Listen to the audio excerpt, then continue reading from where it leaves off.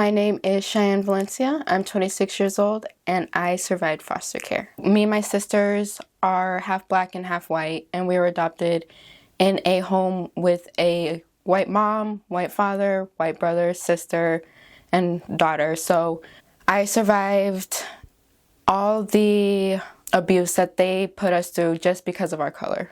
My mom and her boyfriend at the time, I'm not quite sure on the reason why I ended up in the foster care system, except for the fact that my parents were both on drugs. I was 5 or 6 years old when I was put into the adoptive care. I was very shattered when I was put into the foster care system. I worshipped my mom. I thought she walked on water. I was not aware that the way we were living was wrong. I just knew that I was away from my mom. When I was taken into another home, I was terrified that I was going to lose everything. I wasn't sure what was going on, and they kept telling me that I would lose my sisters.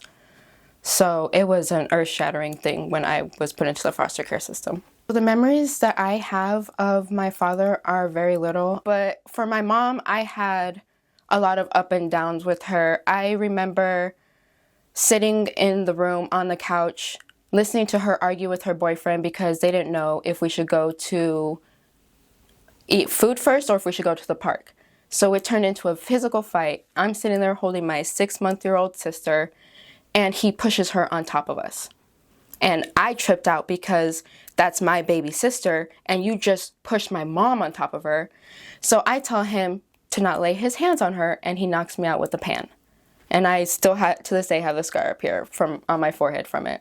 I remember them fighting, my mom and her boyfriend fighting a lot. It would get to the point that the cops were always called. And the cops I remember specifically the cops took my mom away because he had scratches and she didn't. So all they could prove was that she was attacking him. When they took her away, he took that time, those 3 days, to torture me and my sisters. He made us... Every day he would tell us that he's going to go to the store, and he would tell us that the boogeyman eats bad kids, and then he'd come into our room, turn off the lights, and scrape on the walls and scrape at the blankets, telling us he's going to kill us and that we better be sleeping. And my sisters would be like surrounding me, and I would just be holding them, telling them, it's okay, God's with us, like just trying to calm them down as he's scratching at our blankets. Like, it was horrible. I would sit at the window just waiting for my mom to come back. My siblings and I were placed into a foster care before we went into our adoptive home. So we were placed in that foster care for only a couple months, and it's because I was being touched by one of the foster boys in there. And so I was, like I said, 5 or 6 years old, and this was a 17-year-old boy. And he was sneaking into my room. He would take me in the middle of the night to the bathroom to pretty much do what he wanted. But one day we were in our little knapsacks, and he snuck in and had his hands in my pants, and they caught him. So in turn, they couldn't kick him out because he was the foster mom's biological kid. So they kicked me and my sisters out. We were placed in a different foster care home. So after that, we were placed in I would say it was a pretty fair foster home. The lady was very nice. It's just she was totally overwhelmed with too many kids. There was no space for any of the kids. All the kids were just running around like they were crazy. We had girls shaving off their eyebrows. It was just a mess. Nobody was there to actually watch them. So it was just a place where they shove a bunch of kids. So I can't say she was rude, but it was like I never saw her. After this foster care home, I was put into another home, but that became eventually my adoptive home. In a total, I was put into 3 strangers' homes before I was finally adopted. My adoptive mom was married at the time, and her husband was the ex-husband of my grandma's sister. I know it's hard to follow, but my grandma's sister's ex-husband adopted us because we were part of the family. We would have to vote every night on whether we should be adopted or not. Because if we made someone mad, that would be a no vote. So she would say, I can't adopt you if my kids don't want you. So every argument, she would make sure to do a vote so that we can just kind of feel unwanted and always know our place was to serve them. The father at the time was the provider. He was on drugs. He was an alcoholic. He was in and out of the house. I can mostly just remember him being there at the night times. I remember my mom actually, one of the nights my little sister had walked out, her daughter had walked out, and I had walked out behind her to my mom holding a gun to his head while he has a beer in his hand. He's like, I'm sorry. And she has a gun to his head. So they were just as bad as the people I got taken from, honestly, in my opinion. But he was gone after 4 years. She caught him cheating on her. I was in my last foster home, the one that I got adopted into, for 13 years. From the age of, I want to say 6 to the age of 17, I was kicked out of the house. I really tried to be a good kid for my adoptive mom because I had my sisters there. And I was terrified that if I did anything, I could risk their lives. And I really thought this woman was going to kill us. You know, I was really scared that the more time that I was away from my sisters, the more time they had to be hurt. So if I could protect them, I was there for as long as I could be. My foster mom, she portrayed herself as the loving Christian woman. She was white, Italian, proud woman, so she says. But really, she was a jealous woman. She couldn't stand for anybody to get close to us. If any adult tried to reach out to us, she would publicly call them a pedophile. She would openly shame them at the church. She would openly shame them wherever they worked, that they were a predator. She really chased away anyone who tried to love us or tried to show any value in us. She convinced me my whole life that I was going to die before I was 18 because of cholesterol or because I would get premature Alzheimer's. She convinced my sisters that they were too mentally retarded to ever live on their own, that we were all just going to be stay-at-home wives and take care of her for the rest of our lives. My mom was a pretty controlling, vindictive woman.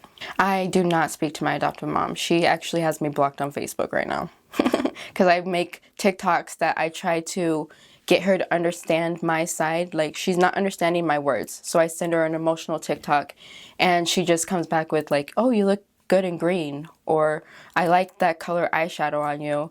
So I have given up on her trying to repair any relationship with that. The rules in my foster family or my adopted family was very complex. It was pretty much, you had the white people rules and you had the black people rules. So the white people rules was you got to do whatever you wanted as long as somebody did your chores for you, or somebody cleaned your room for you, or somebody did whatever would make our mom happy in your shoes. So when it came to my adopted brothers and my adopted sisters, they were always out hanging out with friends. They were always partying, doing whatever they wanted, drinking. My adopted brother was an alcoholic by the age of like 10. And just doing whatever they wanted while me and my sisters were right there doing my mom's laundry, doing my sister's laundry, doing their chores. I was raising my sisters, cooking, cleaning. I had the whole house cleaned, and if we were to do it wrong, she would drag us by our hair to every little piece that we did wrong and show our face in it. You know, so we had to have the house spick and span while they were out partying. It got to the point where one of the neighbors actually called the cops because they had noticed that there was only 3 black girls working out in the yard every single day. So they thought it was some type of like child labor. So they called the cops, and my mom was able to explain it away, as she always does, because CPS does not care. They just come in, ask you a bunch of questions, and then tell your mom everything you say. So it was a lot. She got away with it, and it was just us cleaning and taking care of them their whole life. So as long as we kept our mouth shut, if they were calling us names, if they were beating on us, if they were, I don't know, being manipulative at school, controlling, we had to smile and take it, because if we acted any other way, we were stupid, immature, we can't be played with. She would tell everyone, don't talk to Shyanne, don't play with Shyanne because she can't take a joke. Nobody play with Shyanne. If my brother's calling me the N-word, telling me that I'm a stupid little N-word, and if he's on top of me, beating me until I say uncle. And because I don't want to go make him a sandwich, she tells everyone, don't make Shyanne a sandwich. No one ever makes Shyanne a sandwich because she don't want to help anybody else. So it was public humiliation, physical abuse. We had to take it from our siblings. We had to accept it from our parent just because of our skin color. There was no security, no I mean, we had food and we had a house, and I am very appreciative of that, but there was no confidence building, there was no reassurance, there was only degradation, and they only tried to change us. Every time I tried to be something, my mom was there kicking me down. When I tried to get into a college, I was told I would not be allowed to go into this college if it wasn't for my grades. I was offered a cheerleading scholarship, and I had to turn it down because it wasn't for my grades. When I started high school, I was a mess. I was raped by a classmate my freshman year. I started popping pills. My mom just had a cabinet full of pills that she kept locked and keyed, but she'd always tell us to go get the key for her and get her a pill. So it was pointless, so I started popping pills. I just wanted to die. When I was raped by my classmate, my mom had found out because I was texting one of my friends about it. She and I had got into an argument, and I told her that because for me, that moment was more horrifying than I could say it should have been. I mean, I know it was a traumatic event, but it solidified the fact that I was never a virgin. I never got to choose who would take it. I never got to choose what I wanted with my body. That night I didn't bleed. It solidified that yes, I was touched when I was younger. And so when my mom confronted me about it, I broke down and I told her about both of my rapes. And she looked at me and told me that there was nothing she could do about that now. And then she called my sister in, her biological daughter, and told her not to hang out with me because my friends will rape her. So when my sister came back and told me that, I lost my mind and I went off on her, because how can you say that? You tell me you don't even believe me. There's nothing you could do about it. But you believe me enough to tell my sister to stay away from these people because they're going to hurt her and rape her. You care more about her than someone who's actually telling you it happened. So after that, I just felt like I was nothing, and I just let anybody do what they wanted to me. I didn't care anymore. I was going to be a prostitute because that's all I was good at. That's what I was taught. You know, when I was with my biological mom, she was teaching us stupid stuff like to dance on poles and to use our looks for money. She had a bunch of guys around her always telling me how pretty I was and how I'm going to get so much money when I'm older because of my looks, and a lot of inappropriate stuff you don't tell a 5-year-old. So yeah, at that point, when my adopted mom told my sister to not hang out with those people, I felt like I was nothing but trash. I was nothing but something to be used. You know, so it was like getting raped mentally from my mom.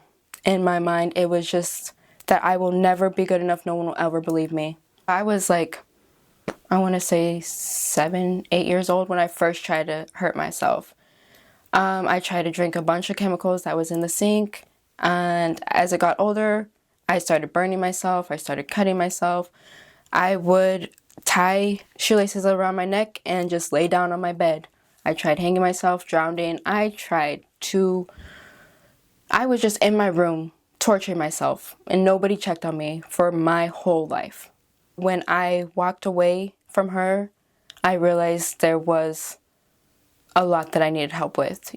My mind wasn't like other people's. I don't think like other people. I don't act like other people. I started having nightmares. I always had dreams about being chained to my house and trying to escape, and nobody could hear me. I would have dreams about pulling stuff out of my throat.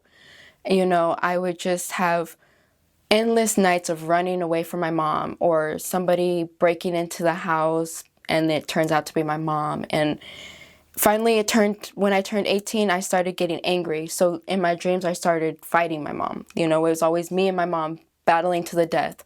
I'm going to say we were offered help in the foster care system. However, my mom did not take advantage of it.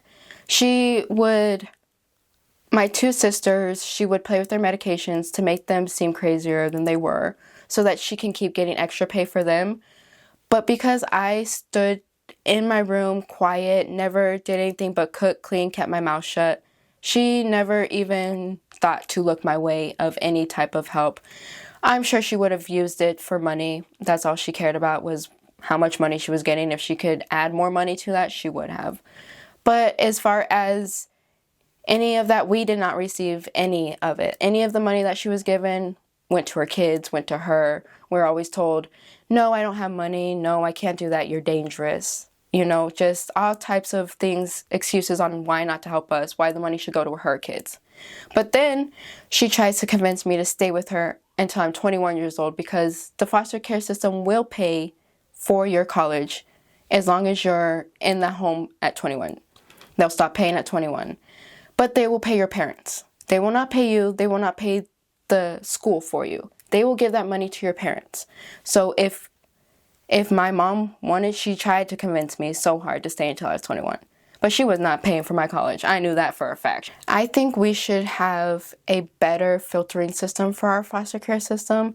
I feel like there's more obstacles to get through to get a gun than there is to get a child. And that scares me. If you can't get a gun, but you can get a child, then what are we thinking? You are not responsible to have a gun because you might hurt somebody, but you can have a whole kid who you can essentially destroy their whole life, and they have to live your consequences because you weren't mature enough. You know, so we need a better filtering system. We need a better teaching system. These kids have nobody to teach them to drive, to work. They don't know about apartments and taxes. Somebody has to teach them. You know, if they're going to be a foster parent, they need to know these things. They should have licenses to teach. They should have certain standards that require these kids that by the time they turn 18, they are ready for the world. So then we don't have more thugs on the street because nobody loved them. Nobody taught them what was right. I am actually working on a show called You Can Call Me Mom to help open up the eyes on the foster care system, because there is a lot of overcrowding. There's a lot of, just because you have the money, you get a kid and therefore they don't check on the kid as much. There's sex trafficking that is linked to foster care systems. It is a big mess. The system itself is just a bunch of abandoned children that nobody's looking on, nobody's watching, nobody's taking care of. And the second they turn 18, they're kicked to the curb. Nobody helps them find jobs. Nobody teaches them how to drive.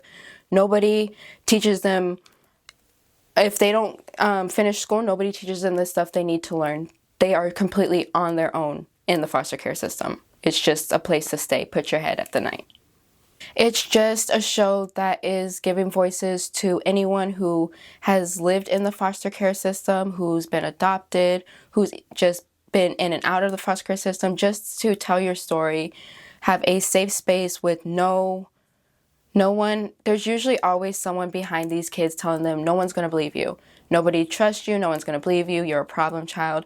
So we're taking that away. We're providing a little wall of comfort that says, we believe you, we want you to tell your story, we hear you, we see you, just to kind of build a little net for these kids and hope that we can bring some sort of donation system or housing system that actually benefits these children who did not choose to be here but were abandoned because of somebody else's choices. In a perfect world, that the foster cares would have available therapists, that we would be giving these children health care, we would be giving them regular weekly psychological help. Like it's a lot for someone who can barely understand what ABC means to have to understand that their family is never coming back. These kids are learning barely how to talk and walk, and they're supposed to be focusing on just these happy memories, but now they have to find a new family. It's really hard for me to be sociable because I learned to be happy alone. I learned to understand that I am the only person who's a constant. So it's really hard for me to allow people into my life because eventually they leave and I have abandonment issues. So I always try extra hard to make sure that people don't leave me. So I overcompensate until I'm felt completely used and useless again. So it's just an endless cycle of trying to chase after mom after mom after mom that I'm not fulfilling. But I have finally learned that that's what I'm doing, so I'm able to stop doing that. And now I am putting myself first, chasing myself, and if it makes me feel sad, I'm not going to do it because I am an adult now and I don't have to do things that make me sad or mad or angry. And even though I start feeling this anxiety inside of me because sometimes I get these moments where I forget I'm an adult.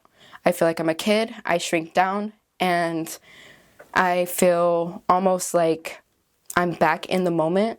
So when I see somebody who looks like my adoptive mom, I'll suddenly like my personality will shrink down. I'll feel small, you know? So I've learned to step outside of that and to only care what I think. There's a lot of long-lasting effects from the foster care. Those are just a few that I am still working on to this day, but it was a lot of mental training just to get myself to go to a job, you know, just to get myself to accept a compliment, which I still struggle with. With working on my show, I have thought about what would happen if I were to sit across from my adoptive mom cordially as an adult now. I would like to say that if I were to have her sit there and actually listen to me, just no interruptions, I would simply just tell her that I really just wanted her to love me. I just wanted to be enough. And I really tried to be the best kid I could. I tried to keep my sisters in order. I tried really hard to make sure the house was clean and that everybody was happy. I really tried. I wanted a family so bad. More than anything, I still chased my family.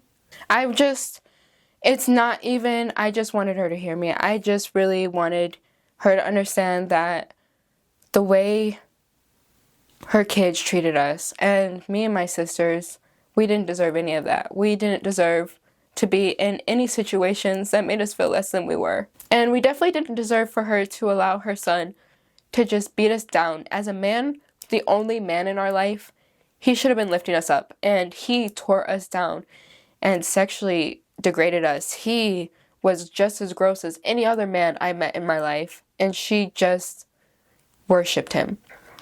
I wanted that type of worship, that type of love. No matter what he did, he was perfect to you, and I was always wrong. It was always me. I was always fucking up. I could never do anything right no matter how hard I tried, and I tried really hard. And I was smart. And you would have never known because you didn't even look my way to remember my birthday or to remember to pick me up after school. I just feel like I tried really hard to be seen, and she tried really hard to pretend I wasn't there.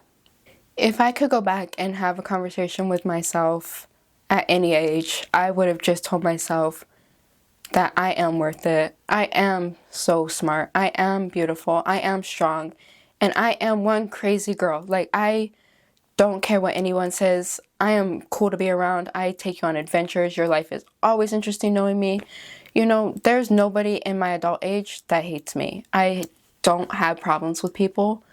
People are drawn to me. I think if there was anything that I want anyone to take from my story or any last final advice that I could give, it's just that no matter what your environment is or how you're raised, the people you're around, what cards you were dealt, you can make whatever you want with your life. It is absolutely up to you, and no one has that control. And if you give them control, it's you who is given the control. You can take it back when you choose to, and you just have to choose to. I have a lot of wisdom for a 26-year-old, and people are like, how can you be so smiley when you are so depressed?